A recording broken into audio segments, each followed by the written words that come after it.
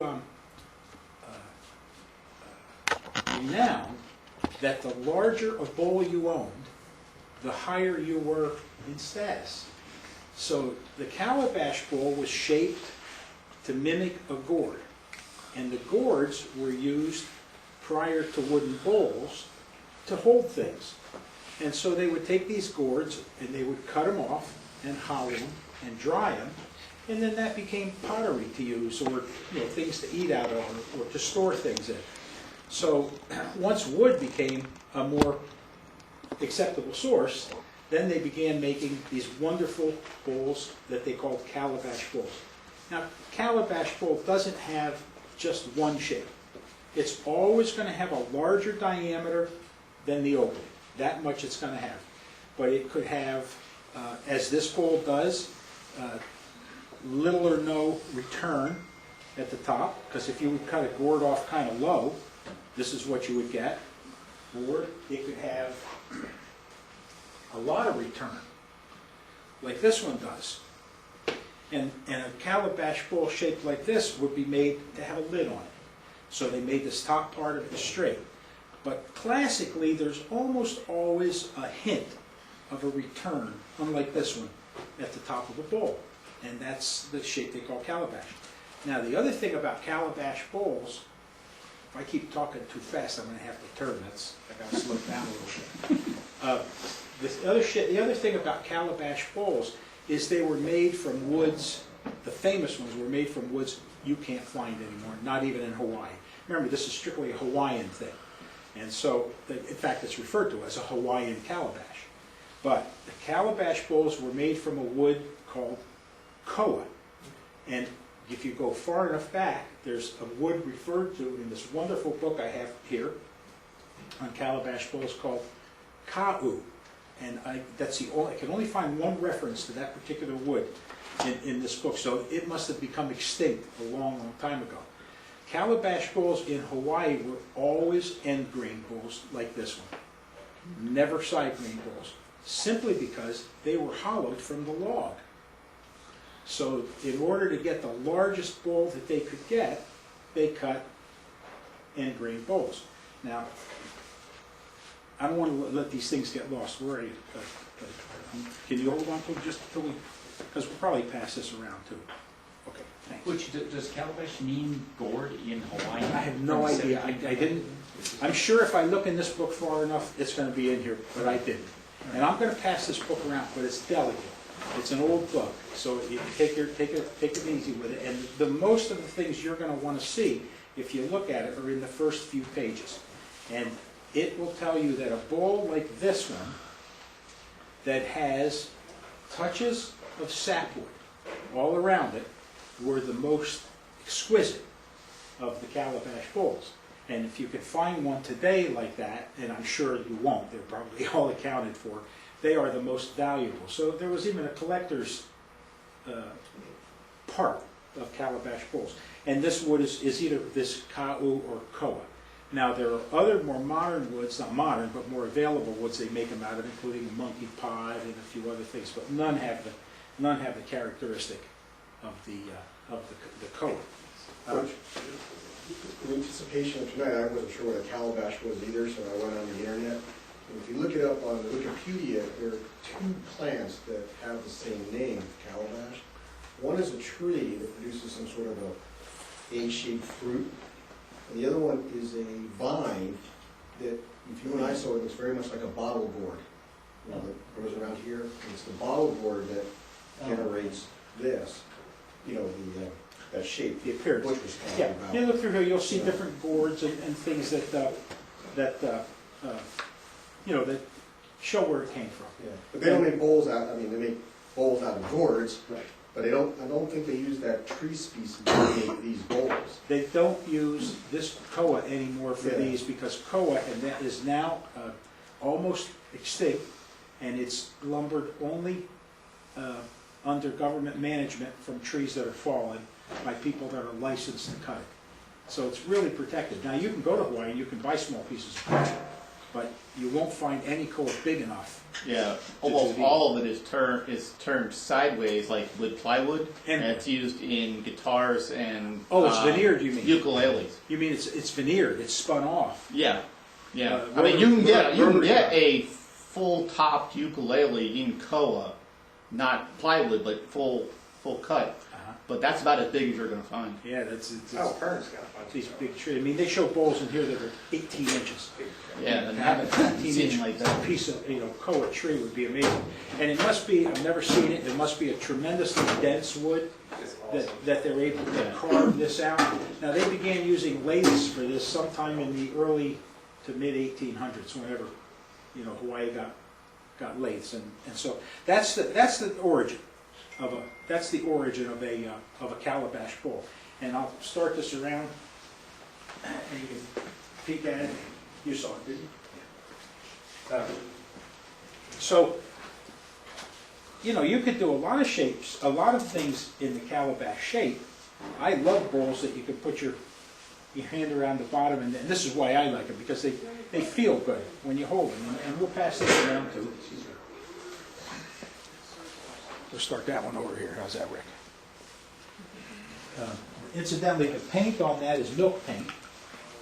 And there's a product that you can buy out here that provides that crackle finish. And what you do is you paint an undercolor, and then you put the crackling material on, which is clear, and then you put your paint on top of it afterwards. And it's a little bit of a trick to getting it on, because you have a tendency to try to want to smooth it out because it starts crackling right away, and you can't. Once you put it on, you got to get away from it. You got to move to the next section, or else it sort of spoils it. This is cherry. This is just an oil finish. I'm sorry. What kind of wood is it? It's ash. Ash. That one's ash. It happens that fast, Butch? That I've never fast. used a tractor. It's quick. And that's what surprised me on that, how quick it is. I will use it again. Now, you'll see a couple of spots on there where I tried to smooth it, and then it won't crackle after that. And so, you want to just get it and leave it alone. So that can be now, incidentally, the reason we got into this demo is people kept saying, how do you hollow these things without getting catches? Because basically you're cutting back into the bowl, you're undercutting inside the bowl. And what can happen in the inside of the bowl like that is you can get wood on both sides of the tool, and then you make a catch. Or it's easy to get off of the bevel, because you'll see when, why we do that. And then how I get around that problem, which is the whole idea of the thing. But I had to kill a little time, so I was going to tell you about the calabash. Now, the other thing I'll tell you is that when I'm going to design one of these, I don't do it on the lathe. This is I'll send this around, so this is a little delicate. This is a cup that I made in a calabash shape. So it doesn't have to be a bowl. It happens to be pretty. Now that cup is designed. I was actually watching a movie on TV, where it was in Arabia, let's see, salmon fishing in Oh yeah. Yemen. It was in Yemen. And so during that period of time that they're sitting in the desert, a lovely, beautiful lady brings a bowl on her head and a couple of cups to these two people, and she pours a cup, and the guy starts drinking from it, and I just go, wow, I gotta have it. So I stopped the movie, put a piece of paper on the TV, traced the shape of it, but then after I got to looking at it, I realized that's very much a calabash shape. So, that shape has gone other places in the world too. Now this is, I try to twice turn all of my calabash bowls. And the reason is, and it's my thing only, I don't like when they distort. The other bowls look good when they distort. They kind of rock a little. I don't like the way a calabash looks, especially a thin one. This one is a thin calabash that I'm working on. It needs to be sanded, and I need to finish its little feet. And I decided that I was going to put little feet on this bowl, and I'm going to tell you two things about it. And so when I started, where these two are finished, these two are in the process. When I got to sand it, but when I brought this in to show my wife, she said, "Why did you put nipples on the bottom of the bowl?" So that's going to lead into my next conversation in this thing. This might look okay to some, but I realize that they don't fit in proportion to the rest of this bowl. And there are proportions. If you put the outside of that curtain in the wrong place, on calabash bowl, they look terrible. If you look at this one, you're going to find this is high. And not only is it high, but when it comes up, it makes too quick a return. And it doesn't have a continuous smooth curve. They're really, really fussy about the shape. And that's the other reason I like to do twice-turn bowls with it. Because if you do a once-turn bowl, you have to live with whatever the wood does. And the wood's not going to conform to the shape that you designed. So you can look at the little nipples on the bottom. And, okay, so with that in mind, I draw all of my bowls before I start. This will drive Tom crazy. Because Tom and I are very different kind of designers. He can stand at a lathe and make beautiful things because he sees it in the bowl, and I can't.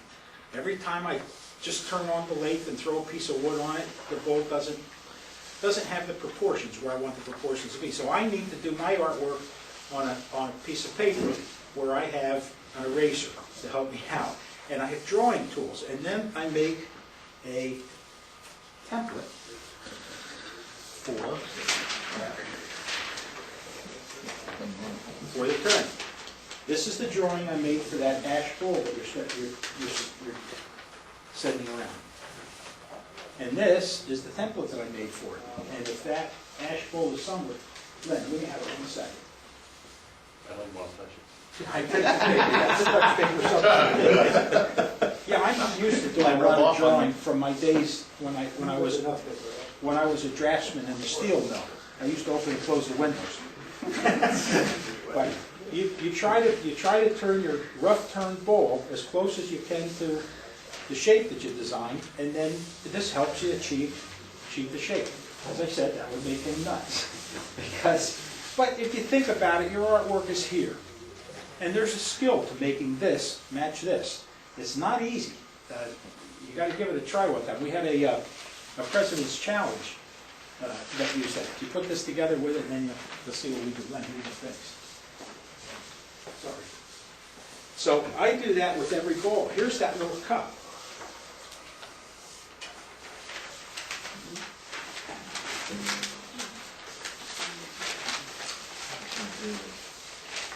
Here's the little cup. And I drew it, and I got what I like, and then I made a template.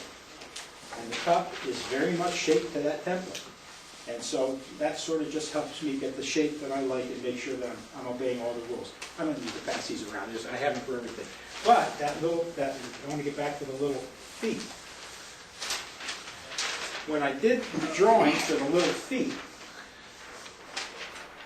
I should have realized then that the feet were too small for the bowl. And that's what doing something like this helps you do. If I wanted that foot to turn out like I'm having it do now, and then hollow and come back in, if I would have drawn that way and made it in my template, I could have actually, for the most part, turned that shape right into the foot, right? So that when I cut them apart and remove the part that I don't want anymore, what I'm left with would have been much closer to what I wanted than it is now. And the proportions would have been better. Conventional wisdom, I thought said that you have 3 feet, not 4. And you have 4 there, so it's... If I would have made 3 feet on that bowl, It would have been level. it would have been level after it. I don't like that. I wanted to make 4 feet. So all I had to do was set it down on a flat surface and then touch up the high ones. Or I could put a piece of sandpaper down and I could just rub it on the sandpaper. I didn't do those that way because I was scared that they'd break off because they're really too delicate. And but I'm doing more of that with these feet because I'll tell you what, that's a lot of fun. I have the one that I turned. I didn't bring the paper along, but it's got a handle and feet. So there's really a lot of cutting in it. If you can imagine that the bowl comes up, and then this handles, there are just 2 handles on the sides come out like this, and then back in, and then the bowl comes up above it because the handle's not in the middle. Well, how will you get that shape, and how will you continue that shape if you don't have something, a template to do it with? My eye's not that good. On that once turned calabash bowl with the feet, the one thing I'm looking for with feet is for the curve to continue at the bottom of the bowl. You can't do that when you make a bowl without feet or without a rim because the bowl just rocks. Which is nice. That's another kind of bowl. Calabash bowls very often have a round bottom and they just rock. But I wanted it to to see that shape. I want to see a continuous shape in there. So to do that, I had to make a template that that stopped where the feet were going to be, came out, and went back in for the rest of the bottom of the bowl, so that when I put the template against the bowl, I could continue, I could see what I had. So the other way of doing that is with one of those adjustable curves, the ones with all the little fingers, and then you could just pop that against the bottom, look at it, and see, do you have a continuation of your curve, or does it bump out? And so that's what we do. Okay, so that being said, even the handle on that bowl, I must have drawn 20 of these things on that cup, because I didn't like the shape of it. And so when I finally got one, then I made myself templates. And actually that handle is made of plywood that I made.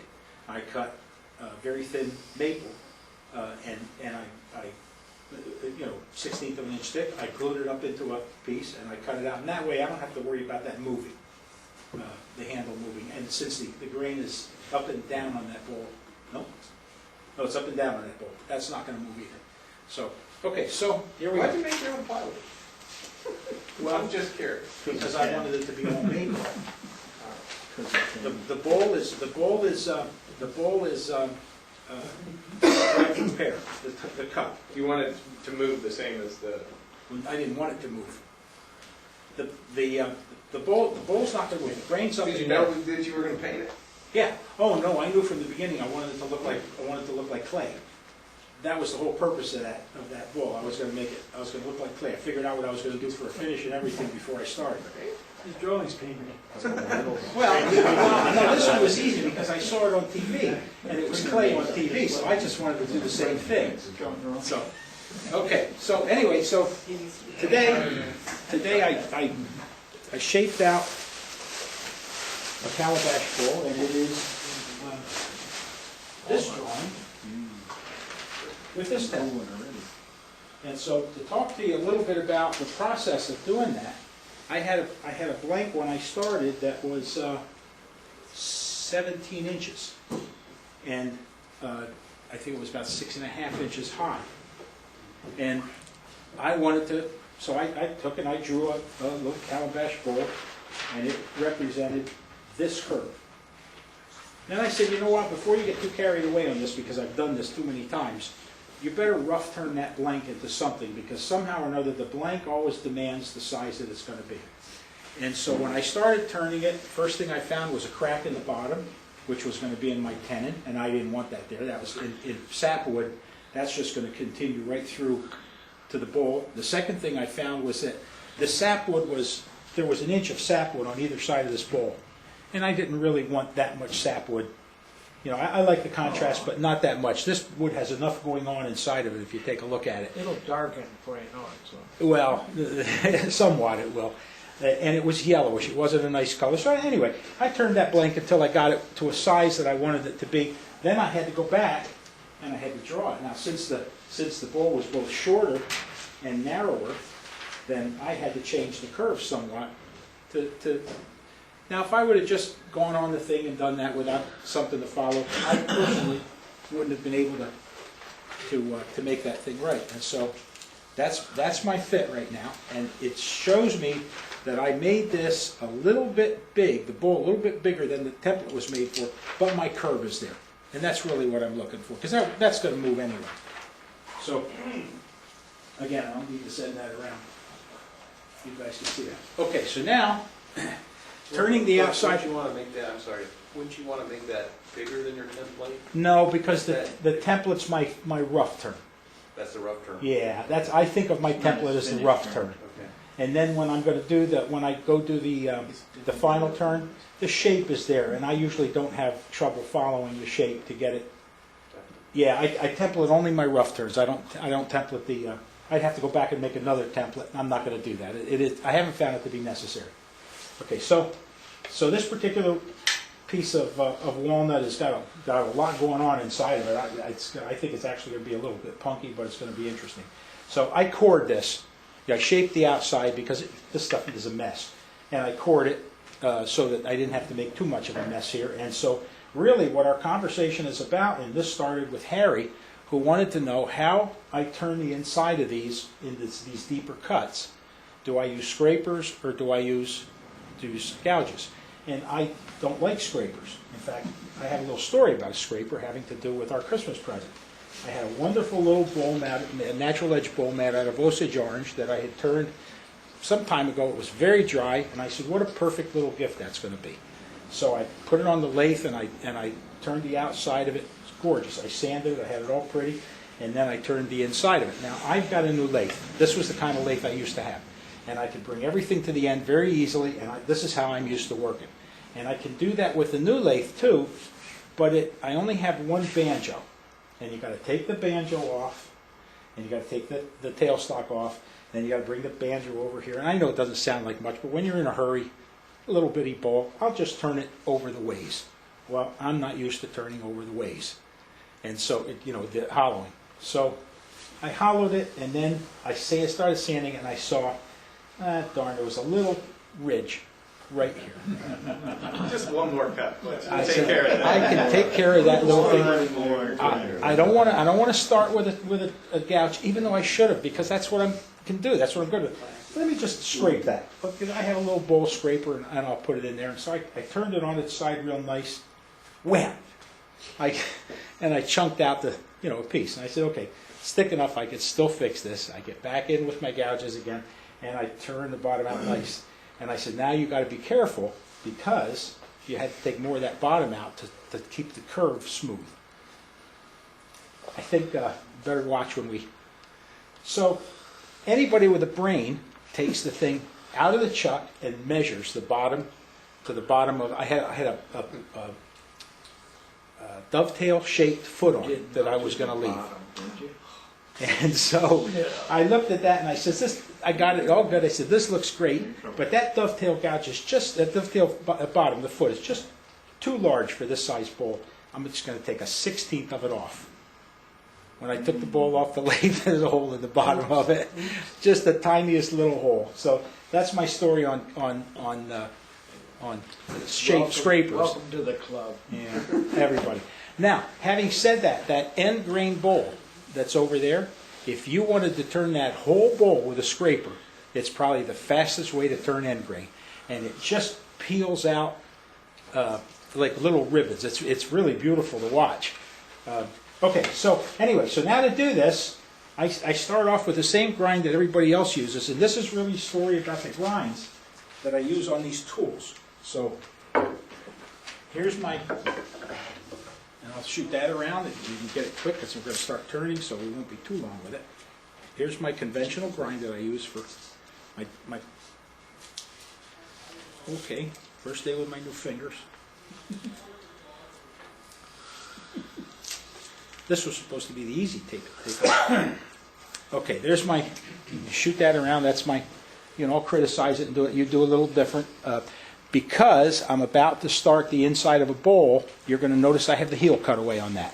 And I don't leave a big hunk of bevel.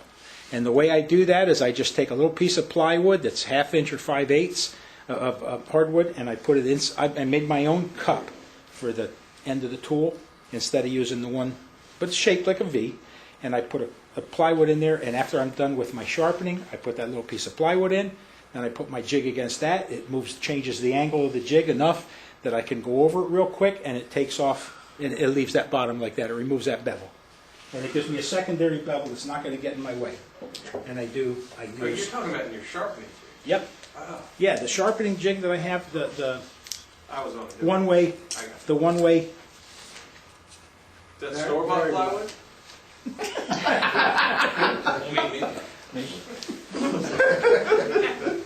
These tools do slip every once in a while from my hand, these handles are slippery. It's not plywood, it's maple. This is a little 1/2 inch tool that's sharpened the same way, and there's a whole big conversation about shapes of flutes. This is a V-shaped flute from Doug Thompson. That other flute is a parabolic flute from One Way. It's my favorite one. Tom taught me to use that one. Just the way he said somebody taught him in the beginning, Tom taught me a lot. More so than the people I went to learn, the professionals. And so I find that with that V-shaped flute, you can control your cut a little bit better if you're taking small amounts off. And then obviously if you're doing the inside of something small, you don't want to be in there hogging a 5/8 inch. He does, but he's got the touch of Midas. Explain the two bevels again. Okay, I'm going to show you. Here's another tool that has it. Now, is the camera on that you can see in there? Camera's right here aimed at your, at the end of the lathe. Okay. If I want to start cutting the inside of this tool, of this side of this bowl, and if I drag that heel, then especially on finished cuts, I'm going to make a mark behind the cutting edge that the heel of the tool is going to make, and it's going to just make it look funny in there. So by taking that away, I have a very narrow bevel I'm working with, but you only need about 1/16 of an inch of bevel.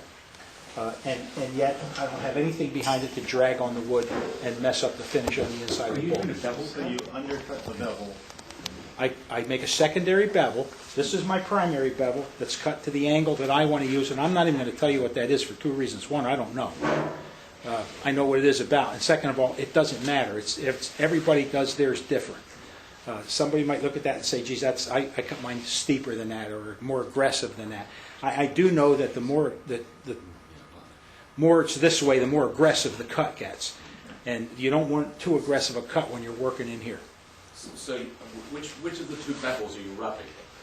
The top one, the one that's at the cutting edge, yes. The bottom one is just to clear To make the back of the bowl. to make my bevel shorter. Yeah. Yeah, I don't need much of a bevel. And the harder the wood is, like if you're doing second cutting, if you got a 1/16 of an inch of bevel, that's enough. Especially if you're going to do something thin. You don't really want a whole lot rubbing there. So, Are you doing a bevel cut on the inside there? I bevel cut everything. The only time I'm not bevel cutting is when I'm getting to this point and I just want to get in there and rough out wood that I know I have plenty of wood underneath it. If I get it grab or the grain tears a little bit, it's not going to go so deep that I can't fix it. So but once I get to the point where if the grain could go bad, then I want the bevel rubbing on the wood. And we're going to talk about bevel rubbing on the wood a little bit to make sure you guys understand what I think I know about it. And I may have it all backwards, but that's what I do and it works for me. So you said you cored this. I cored that. What'd you core with? The one-way coring. I use a one-way coring jig, but that left a round. Yeah, that's a. Okay, so what I did is I took the bulk of that. It was just like a one core. You didn't get several out of that. I didn't have the time. If I would have, I would have. I still only wanted this core because it's a. I think it was a 9-inch core. Okay. So that's a big enough core to make something worthwhile out of. But usually I'll core a little one out of the middle, so it gives me. I got something to hang the bowl Less onto. chips, too. Huh? Less shavings, too. Yeah, well, less shavings, not wasted wood. This happens to be a pretty piece of wood, but I needed to get this done. I had this ready 10 minutes before I left the house, so I kind of cut this to the wire today. I haven't had enough time to prepare for it. So anyway, that's what that is. Okay, so now I do two more shapes. This one, I don't think you've probably seen too much of this tool. This is a woodcut tool. It's an Australian tool, and they have a replaceable tip on it. They're glued in with an epoxy, and if you want to get it off, you heat it, pop it out, and put a new one in. It's New Zealand. I'm sorry, New Zealand. Thank you. Yeah, somebody from Australia or from New Zealand will kill me for saying that, and I don't blame them. What's nice about that tool, and I have it in two sizes, are that there's no flute cutting the whole length, so you've got an extremely solid bar. You don't get vibration with that tool at all. If you're cutting smooth enough, you can get vibration with anything. But I'm a tool junkie. I like buying this stuff and playing with it. The downside to that tool is to get that shape, you have to hand sharpen it. You can't sharpen that in a jig. You won't get that shape, and that takes you waste a little bit of the tool doing that to learn it. But I've gotten past that now. The last shape that I use, and this has nothing to do with the calabash, even though I use it in every bowl, is a plain old conventional grind. But I cut it kind of shallow. I cut a steep. I cut I cut a acute, is that an acute angle? It's cute to me anyway, but anyway, and what that does, and I'll show it to you when I get it up here, in fact, give it back to me 1 second, is when I'm in here, the problem you have with the calabash when it's cut deep is you're going to start hitting over here with your 65-degree bevel or whatever you're cutting at. With this, with a flatter bevel, then the tool doesn't have to come so far out here for the bevel to be riding on the wood. But what you have to learn is that once that's riding on the wood, you can't swing it anymore because you swing it right off the bevel. And what you have to do is just move it along. And it's a little trickier to get a smooth bottom with it. But it's a You good... do not use this on your calabash? Oh, I use it on everything at the bottom. But it's not, I could turn a calabash without it. I could turn it with that one. On the bottom. I don't Use this. like scrapers. I They can't... got a short tail end on them. Well, the problem with me and scrapers is that I'm no good with them. It's not the scraper, it's me. I mean, people made bowls out of scrapers for years.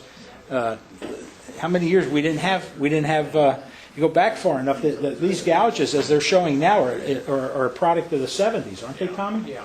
There were no gouges made from round stock before the '70s. Everything was flat tools that with a much flatter flute in it. What were there? Hook tools. Yeah, but were they good with cross-grain bowls, or were they strictly for end grain? They were used when you had a pole lathe, so you weren't going very fast. Oh, okay. And that's Okay. So now, when I got back into turning, when Tommy dragged me back in, not meaning to, then I started looking and everything had changed. It was all brand new. It's kind of exciting. Before that, the only tool that I used years ago when I first had a lathe, the only tool I cut with was a skew chisel, and everything else was scraping. Okay, so let's make a little mess. Okay, so now the only thing I'm going to worry about when I cut this bowl is keeping that bevel in contact with the wood. And in order to do that, there are times that I'm actually going to take this tool and drop my handle. For me to I can start here. Now my bevel is on the wood. And I'll move the direction of the cut the way everybody tells you to, and then you'll turn it up and have it the flute at say 1 o'clock. You actually can have the flute all the way up to 12 o'clock and still be on the bevel if you just drop your handle a little bit to allow the bevel to be on there. So if you think about that discussion, if you make a 45-degree bevel, then you need to drop your tool 45 degrees. And if Bill Grumbine comes in here, he's going to tell you about 45, 45. And that's all good, but it's dependent on the bevel of your grind. He teaches grinding at a 45-degree bevel. I use it I wasn't going to tell you. I use a 65-degree bevel. Now I didn't know that, except that before I came here, I took the little thing and put it on it, and it was 65 degrees, which is this angle, by the way, not from in here and down. So if I want to do that with 65 degrees, now I don't have to drop my handle as far. So a lot of times I have to make this cut actually climb the bowl. Put that in my way, which is going to climb the bowl. I'm way above center, but my bevel is still on the wood. And then as I get into the center, I can roll the tool to keep the bevel on the wood, because if you roll it sideways, over here you're back on it. Now with certain bowls, and this will be one of them, and a calabash is one of the difficulties of a calabash, when you get in here, there's no way you can be on the bevel. You're going to be off the bevel. So that's where this tool stops being as useful. Okay? So then we go to this tool, and with these two, that's all it takes to turn one, for me, to turn one of these. This tool, with the steeper grind,